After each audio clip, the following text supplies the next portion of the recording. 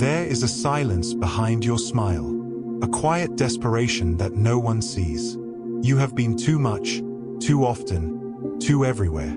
A candle burning at both ends, draining the soul's oil into the endless night.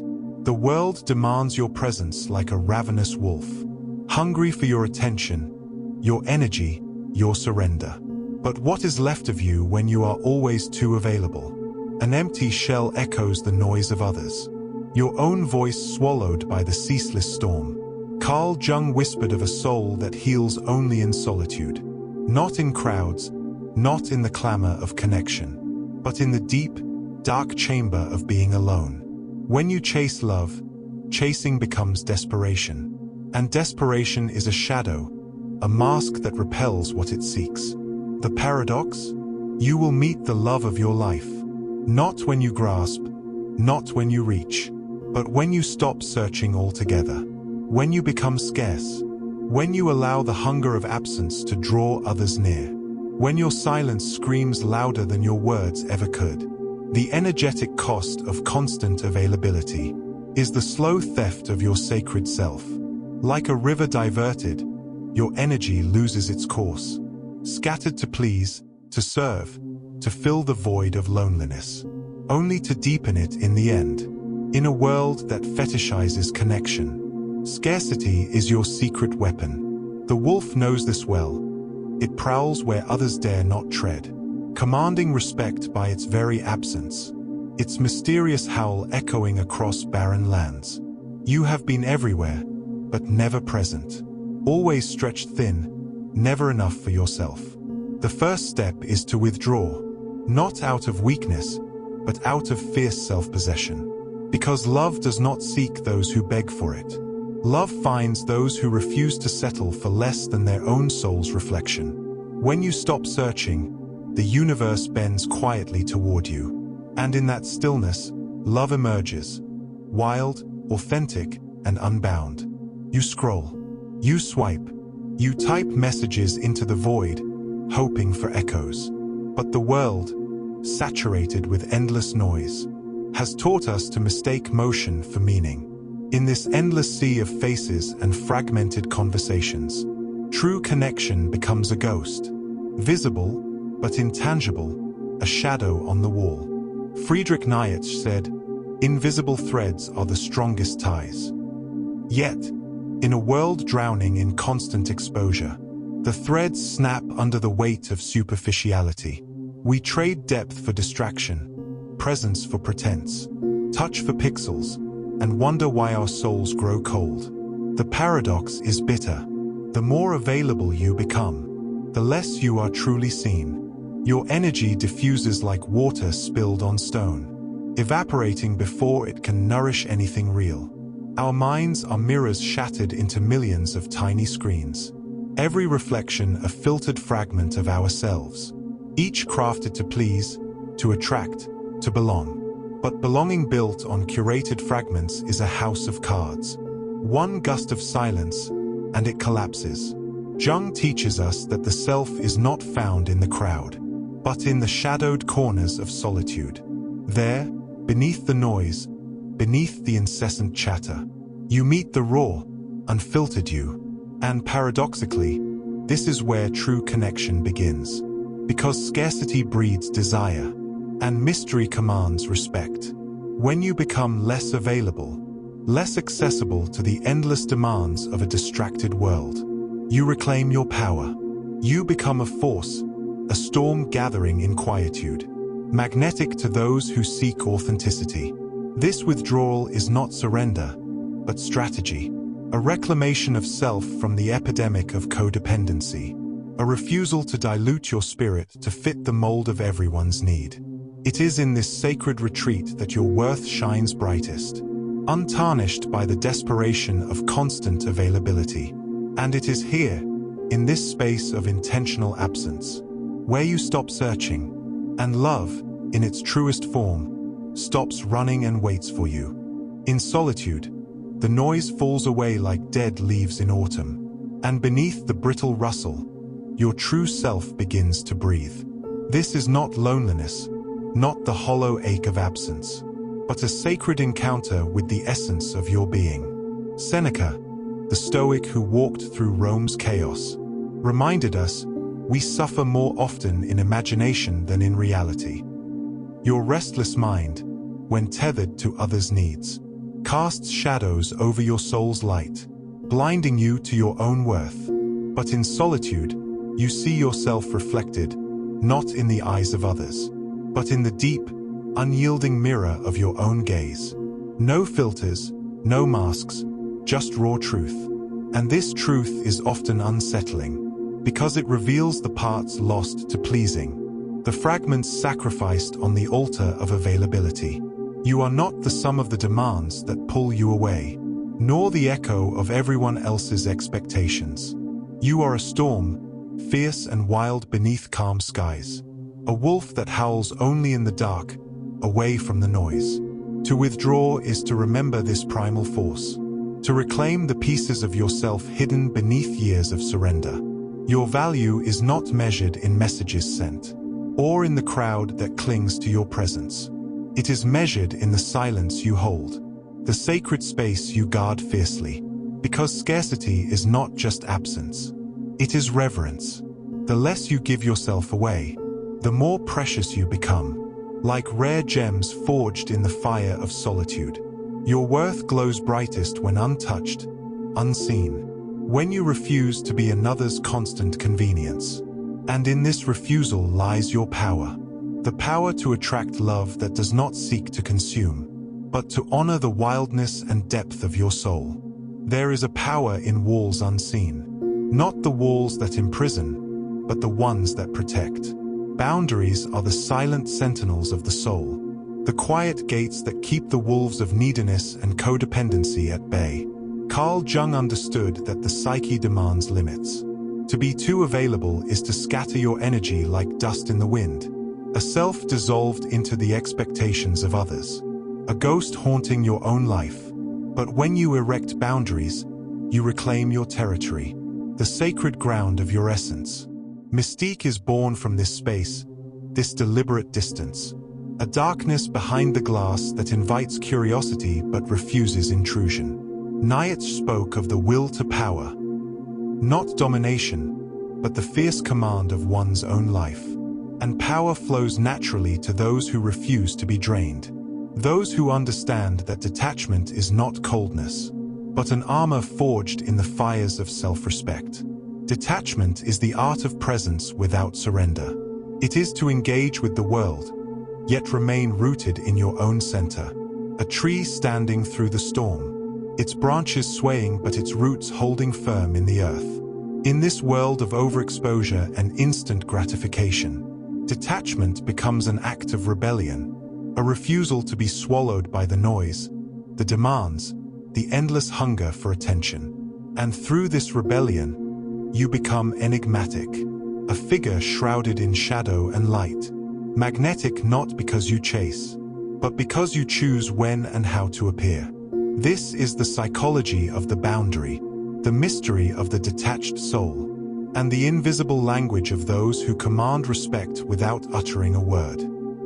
The parts of you that vanished, those hidden in the corners where no one dared to look, are your shadows, not monsters, but exiled fragments of your soul, banished by the cruel decree of people-pleasing and constant availability.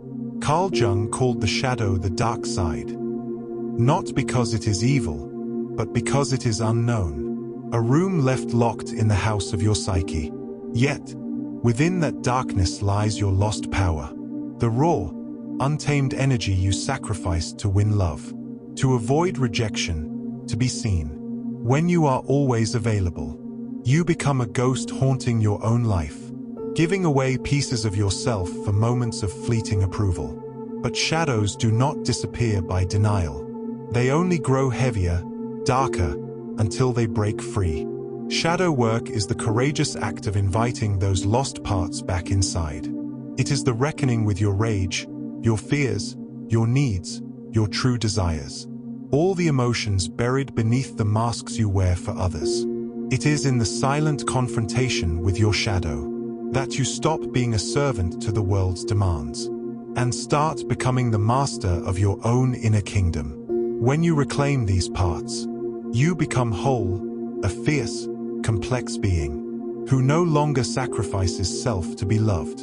And paradoxically, this wholeness is magnetic, for authenticity is the rarest form of love. Night's storm grows quiet here, in the deep embrace of self-acceptance, the place where the soul stops searching for love outside, because it has found itself within. There is a sacredness in retreat, a holy silence in stepping away from the clamor, a slow fading into the stillness where the soul breathes freely. Gurdjieff, the mystic who sought the inner work, taught that true power emerges not from the crowd, but from the depths of inner retreat, the deliberate act of withdrawing to grow stronger. To vanish from the noise is not defeat. It is a declaration of sovereignty, a quiet revolution where you reclaim your energy, your attention, your presence. In the wilderness of withdrawal, the soul sheds its worn-out skins, shedding the expectations of a world that demands you be always available, always responsive, always present. This sacred withdrawal is a form of spiritual alchemy, transforming the chaotic lead of distraction into the gold of clarity, turning the restless hunger for approval into a calm, burning core of self-love. Here, the distance between you and the world becomes a mirror, reflecting your true worth back to you. Silence becomes a language of power, absence a form of presence. Because in the world of endless noise, the one who disappears commands the greatest attention, not by shouting, but by being a presence so rare, so luminous in their absence, that the universe itself leans in to listen. This is the spiritual power of withdrawal, the secret art of becoming less to become infinitely more. Silence is not emptiness. It is the language of those who own their power. In the endless babble of a world addicted to noise, those who speak less, who listen more, who hold space without filling it, are the true sovereigns. Seneca warned of the folly of constant chatter, the mind exhausted by endless words, but the soul thrives in quiet, a garden where presence blooms, and respect grows wild. Distance is not rejection. It is the recognition of your own boundaries, the art of being fully here, without losing yourself in the demands of others. To be present without surrendering is a paradox, a silent storm that gathers beneath calm waters. This presence commands attention, not because it seeks it, but because it is undeniable. In this, you reclaim your voice, not by speaking louder, but by being a force that cannot be ignored. You become a mirror reflecting the dignity that others often forget. Nietzsche's eternal return whispers here, the idea that what you radiate returns to you multiplied. So radiate silence, distance, presence, and watch as respect becomes your silent companion. Because the world honors scarcity and reveres mystery, when you hold yourself with quiet strength, you teach others how to honor you in return. To disappear is not to vanish, but to return, to the place inside you where your soul has been waiting, quiet and patient, beneath layers of distraction and obligation. In the constant rush to be seen, to be heard, you lose the map to yourself. You become a stranger wandering through a crowded room, shining bright for everyone but dimming your own light. Carl Jung said the soul can only heal in solitude, because only in silence can you hear the whispers of your true nature, the soft voice beneath the cacophony. Disappearing from the noise is a sacred unlearning, a shedding of the false self built to please, to perform, to exist in others' eyes. It is the courageous choice to sit with discomfort, to confront the void, to stand naked before your own reflection. And in this sacred absence, the soul remembers. It remembers its own rhythms, its desires, its truths. The masks dissolve, the shadows retreat, and what remains is raw, wild, and utterly free. This freedom is terrifying, because it means choosing yourself even when the world forgets you, loving yourself without external validation, and becoming whole alone. but it is also the only path to the love you seek. Not outside, but inside. A love that no longer needs searching, because it is already found. There comes a moment when the world looks away, when your absence is met with silence, when your refusal to be endlessly available is mistaken for indifference, for loss. But this is the crucible of power, the dark night of the soul where self-love is forged, in the fire of solitude and silence. To choose yourself is to become a stranger to many, to walk a path uncharted by others, to hold your worth when no one else can see it. Nietzsche called this the birth of the Übermensch, the one who transcends the herd, who creates values beyond the reach of the masses, who stands alone, unapologetic, fierce. You may become invisible to the world, but never to yourself. In this invisibility lies your freedom, a sacred armor against the consumption of your energy, a shield that preserves the wild flame of your soul. The world may no longer recognize you, but you will have recognized yourself. And in that recognition lies the truest love story of all. Carl Jung said, "Who looks outside, dreams. Who looks inside, awakes." When you stop searching outward, when you stop being available to every call, every demand, you awaken to a love deeper than any fleeting connection. A love born not from desperation, but from the fierce, unshakable power of choosing you. So here, in this dark room at 3 a.m., when the world sleeps and the wolves have quieted, this truth is whispered softly. The love you seek is not a person out there, but a wild, fierce flame inside you. Stop searching. Stop offering yourself to those who do not see your worth. Become scarce, not to punish, but to preserve. Withdraw not out of fear, but out of reverence for your own soul. Because in the end, the most dangerous love you can ever choose is the love you give yourself. Unyielding, relentless, and absolute. Carl Jung said, "The privilege of a lifetime is to become who you truly are." This is your invitation to disappear from the noise, to reclaim the shadows, to stand silent, powerful, and whole.